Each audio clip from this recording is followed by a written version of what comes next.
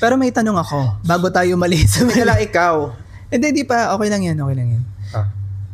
Ano naman masasabi mo sa mga taong kailangang i-chase yung validation like sa mga offices? Kasi, kailangan na ipakita kung gaano sila kagaling para ma-promote sila. Ano naman yung doon? Mahirap na yan eh. Ibang usapan na yan. Kasi dyan naman papasok yung may mga tao talaga ng pa-power trip. So, di ba sinasabi ko sa'yo dati, maibalik ko lang ulit dun sa career na meron ako. Kasi kung ang hirap pala nitong gantong career, no? It's not like nung college na pag ginalingan mo, pag sinipagan mo, perfect. Pwede ka makakuha ng 100, pwede ka makakuha ng 98, pwede ka makakuha ng 97. Sorry, nung college kasi hindi kami naka mga 2 point ganyan. Kami, decimal ba tawag doon?